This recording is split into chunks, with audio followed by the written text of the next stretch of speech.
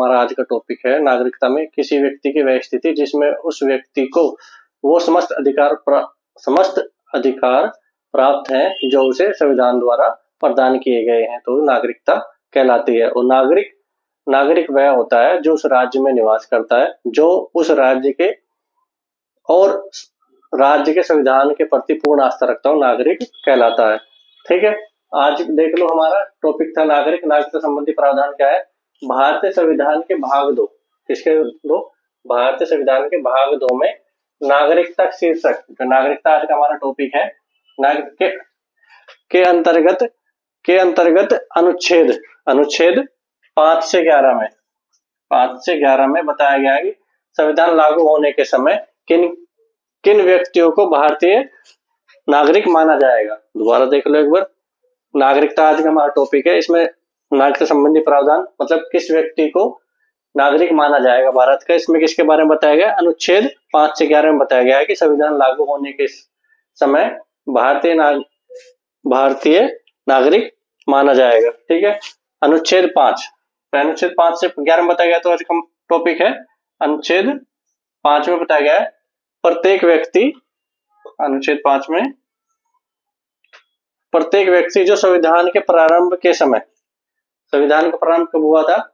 26 जनवरी 1950 से संविधान लागू हुआ था, के समय भारत के राज्य क्षेत्र में अधिवास करता हो, मतलब निवास करता है, वह भारत का होगा। जो व्यक्ति संविधान होने के समय भारत में निवास करता हो, वह भारत का नागरिक होगा। इस लाइन का अर्थ यह है, इसमें यदि निम्न शर्तों में से कम एक शर्त पूरी करता हो। कौन कौन सी शर्त पूरी करता है? वह भारत राज्य में निवास करता हो, नागरिक होने के लिए अनुच्छेद 5 के अनुसार उसके माता पिता में से कोई एक भारत में जन्मा हो। जो व्यक्ति भारत का नागरिक है, उसके माता पिता में से कोई भी एक भारत में जन्मा हो, ठीक है, वो नागरिक कहलाएगा। थर्ड पॉइंट क्या है? वह संविधान लागू होने से पहले कम से कम 5 वर्षों तक साधारण तौर पर निवासी रहा हो। इसका मतलब, इस लाइन का मतलब क्या है? 26 जनवरी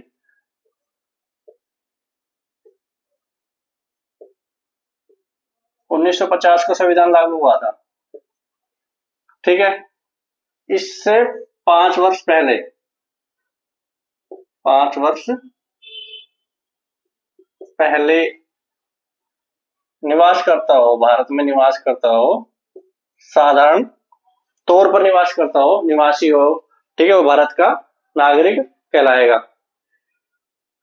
अब आते हैं अनुच्छेद 6 में, ठीक है, अनुच्छेद 5 के बारे में आपको बताया गया था, ठीक। अनुच्छेद 6 में पाकिस्तान से प्रव्रजन करके आए, पाकिस्तान से प्रव्रजन या माइग्रेशन करके आए किन व्यक्तियों को भारत का नागरिक माना जाएगा। इसके बारे में किसको बताया गया? अनुच्छेद 6 में बताया गया है कि जो लोग पाकिस्तान से आए हैं भारत में, उनको किन व्यक्तियों को भारत का नागरिक माना जाएगा। ठीक है, इसमें क्या क्या है? 2 डेट दी गई, एक डेट दी गई है 19 जुलाई 1948 से पहले भारत आए, मतलब जो व्यक्ति 19 जुलाई 1948 से क्या है, भारत में आए थे, ठीक है। दूसरा क्या गया? 19 जुलाई 1948 के बाद जो भारत आए हैं, इसमें क्या है? से पहले है और इसमें के बाद है। इसको इस तरीके से समझ लो कि जो व्यक्ति 19 जुलाई 1948 से पहले भारत में आए थे और जो 19 जुलाई 1948 से बाद में भारत में आए हैं, उन लोगों को भारत का नागरिक माना जाएगा। ये कौन सी डेट है? इस डेट का क्या मतलब है? 19 जुलाई 1948 का क्या मतलब है कि भारत से पाकिस्तान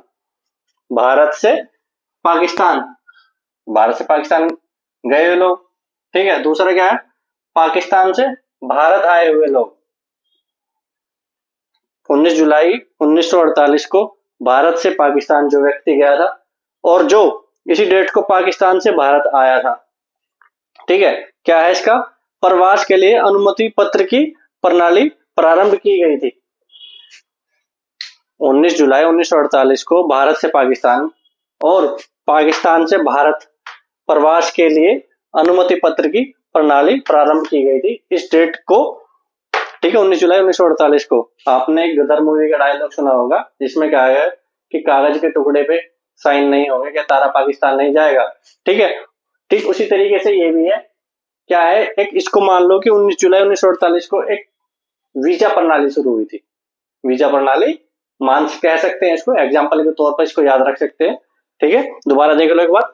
अनुच्छेद 6 में क्या गया है, पाकिस्तान से परवर्जन करके आए किन व्यक्तियों को भारत का नागरिक माना जाएगा, जो व्यक्ति 19 जुलाई 1948 से पहले भारत आया हो या 19 जुलाई 1948 के बाद भारत आया हो, उनको क्या कहा जाएगा, भारत का नागरिक माना जाएगा। ये 19 जुलाई 1948 क्या है, भारत से पाकिस्तान गए हुए या पाकिस्तान से भारत आए हुए प्रवास के लिए अनुमति पत्र की प्रणाली प्रारंभ की गई थी। किस डेट को की गई थी, ये 19 जुलाई 1948 को। ठीक है, जो व्यक्ति भारत से पाकिस्तान जाएगा उसको एक अनुमति पत्र लेना पड़ेगा। ठीक है, कि वो भारत से पाकिस्तान गया, उसको पाकिस्तान की नागरिकता के लिए, या जो भारत में आया है 19 जुलाई 1948 के बाद उसको अनुमति पत्र लेना पड़ेगा। ठीक है, अनुच्छेद 7 में क्या बताया गया है, जिस व्यक्ति ने मार्च 1947 मार्च 1947 के पश्चात भारत से पाकिस्तान के लिए परवर्जन कर लिया हो, परवर्जन का मतलब माइग्रेशन कर लिया हो, कहां से, भारत से पाकिस्तान के लिए, वह भारत का नागरिक नहीं समझा जाएगा। इस लाइन में क्या कहा गया है, अनुच्छेद 7 में जिस व्यक्ति ने मार्च 1947 के पश्चात भारत से पाकिस्तान के लिए परवर्जन कर लिया, ठीक है, वह व्यक्ति भारत का नागरिक नहीं माना जाएगा।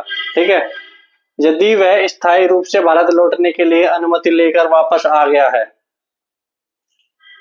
तो उस व्यक्ति पर क्या कंडीशन लागू होंगी, जो व्यक्ति भारत से पाकिस्तान चला गया उसको भारत का नागरिक नहीं माना जाएगा। ठीक है, फिर वो क्या करता है, वह पाकिस्तान से भारत आ गया, वह स्थायी रूप से भारत लौटने के लिए अनुमति लेकर, क्या लौटने के लिए, भारत में लौटने के लिए अनुमति लेकर वापिस आ गया कि भाई मुझे तो भारत में रहना है, पाकिस्तान में रह के देख लिया उसने, क्योंकि पाकिस्तान में रहकर उसको अच्छा नहीं लगा, तो फिर क्या करा उसने, अनुमति लेकर भारत वापिस आ गया। ठीक है, तो उस पर कौन से नियम लागू होंगे, क्या नियम लागू होंगे इस पर, अनुच्छेद 6 में बताया गया था आपको 19 जुलाई 1948 के बाद, 19 जुलाई 1948 के बाद भारत आने वाले व्यक्तियों पर लागू होते हैं कौन से नियम, जो नियम अनुच्छेद 6 में बताए गए थे, जो 19 जुलाई 1948 के बाद भारत आने वाले व्यक्तियों पर लागू होते, क्या कहता है, एक अनुमति पत्र लेना पड़ता था जिसको मान लें वीजा टाइप। ठीक है, अर्थात उस व्यक्ति को पंजीकरण के लिए आवेदन करना होगा, किसको, जो व्यक्ति मार्च 1947 के बाद भारत से पाकिस्तान तो चला गया लेकिन उसको भारत का नागरिक नहीं माना गया, अब वो क्या कर रहा हो, भारत पाकिस्तान में रहकर दुखी हुआ, दुखी होने के बाद वो भारत आया, तो भारत में आने के लिए उसको भारत का नागरिक नहीं माना गया, तो उस व्यक्ति पर कौन से नियम लागू हुए भाई, कौन से नियम, जो व्यक्ति अनुच्छेद 6 के अनुसार 19 जुलाई 1948 के बाद भारत आया है, ठीक है, उस पर कौन से नियम लागू होंगे, उस व्यक्ति को पंजीकरण के लिए भारत में आवेदन करना होगा, क्या, रजिस्ट्रेशन करना होगा। ठीक है भाई, जो कम से कम 6 माह तक भारत में रहने के बाद ही किया जाएगा। ठीक है, नागरिकता लेने के लिए 6 माह बाद ही किया जाएगा। दोबारा देख लो एक बार, अनुच्छेद 7 में बताया गया है कि जिस व्यक्ति ने मार्च 1947 के पश्चात भारत से पाकिस्तान के लिए परवर्जन कर लिया, माइग्रेट कर लिया, भारत से पाकिस्तान चला गया, ठीक है, और वह भारत का नागरिक नहीं समझा जाएगा। ठीक है, भारत का नागरिक नहीं समझा, ठीक, अनुच्छेद 7 कह रहा है, लेकिन क्या कर रहा है, वह स्थायी रूप से भारत से लौटने के लिए अनुमति लेकर वापिस आ गया, जो व्यक्ति भारत से पाकिस्तान चला गया मार्च 1947 में, ठीक है, लेकिन वहां से वापस आ गया अनुमति लेकर कि भाई मुझे तो भारत में रहना है। ठीक है, उस पर कौन से नियम लागू होंगे, अनुच्छेद 6 में कह रहा है कि 19 जुलाई 1948 के बाद भारत में आने वाले व्यक्ति पर जो नियम लागू होते हैं भाई वही नियम लागू होंगे, बेशक से तो भारत का नागरिक था लेकिन गया क्यों, लेकिन तुझ पे तो फिर ये नियम लागू होंगे। अर्थात उस व्यक्ति को पंजीकरण के लिए आवेदन करना होगा, रजिस्ट्रेशन के लिए उसको फॉर्म फिल करना होगा, भाई भारत में आया तो रजिस्ट्रेशन करा जब रहेगा। ठीक है, और ये कम से कम कितने, 6 माह तक भारत में रहने के बाद करना रजिस्ट्रेशन, पहले 6 माह रह के देखा कि सही तरीके से रहेगा या फिर यहाँ से बैग उठा के पाकिस्तान के लिए भगेगा। ठीक है, इसमें क्या किया गया, अनुच्छेद 7 में ये चीज कही गई है। अनुच्छेद 8 में क्या क्या है? उन व्यक्तियों की नागरिकता का उपबंध करता है। कौन करता है? अनुच्छेद 8 में किन व्यक्तियों का उपबंध करता है? जो संविधान लागू होने के समय भारत के निवासी नहीं थे। भाई, भारत का संविधान कब लागू हुआ था?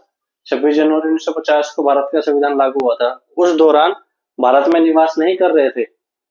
कौन बता रहा है? संविधान 8 इसके बारे में बता रहा था, परंतु वे भारत के मूल निवासी हैं, भारत मूल के हैं। ठीक है, क्या है?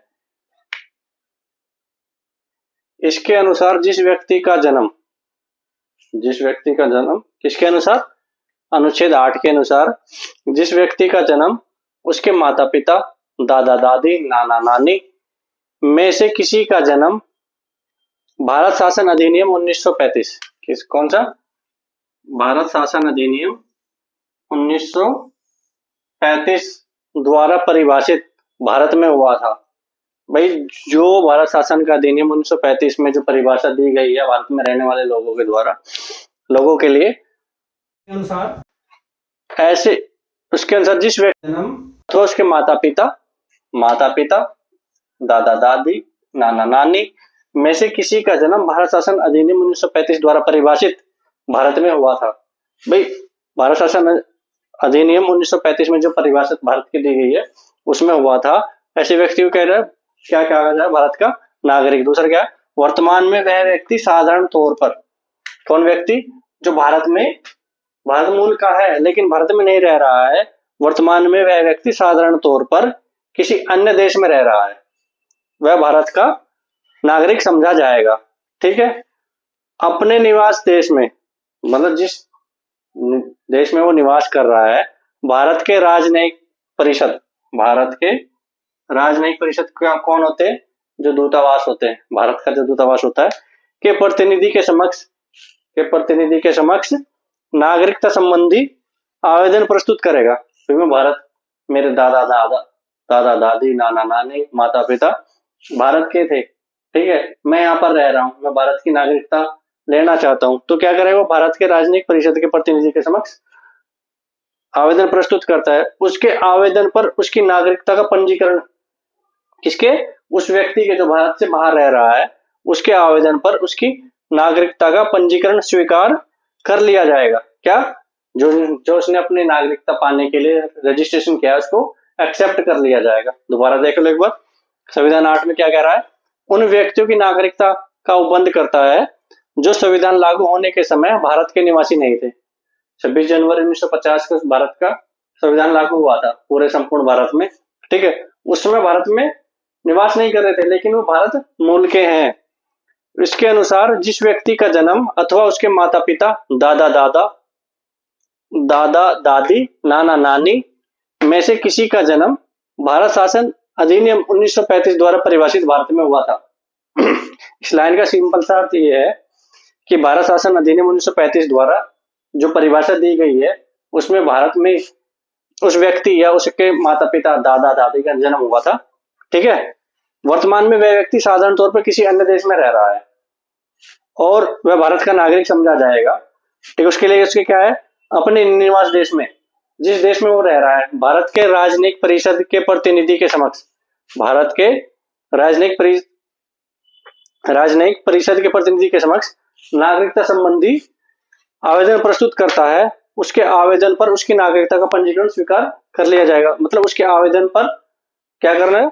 रजिस्ट्रेशन को स्वीकार कर लिया जाएगा। अब आते हैं अनुच्छेद 9। अनुच्छेद 9 क्या कह रहा है? किसी विदेशी राज्य की नागरिकता स्वीकार करने पर कोई व्यक्ति भारत का नागरिक नहीं रहेगा। अर्थात जिस व्यक्ति ने किसी विदेश की नागरिकता ग्रहण कर ली तो उसे भारत की नागरिकता नहीं मिलेगी, उसे भारत की नागरिकता छोड़नी पड़ेगी। ठीक है, क्योंकि उसे एक ही राज्य की नागरिकता रहनी पड़ेगी। यहाँ राज्य से मतलब देश से। जैसे कई बॉलीवुड के एक्टर हैं जिन्होंने विदेशी नागरिकता प्राप्त कर रखी है, उनको भारत की नागरिकता नहीं है, वो भारत में मतदान नहीं करते हैं। ठीक है, ये कौन कह रहा है? अनुच्छेद 9 के अनुसार किसी विदेशी राज्य की नागरिकता स्वीकार करने पर कोई व्यक्ति भारत का नागरिक नहीं रह सकता।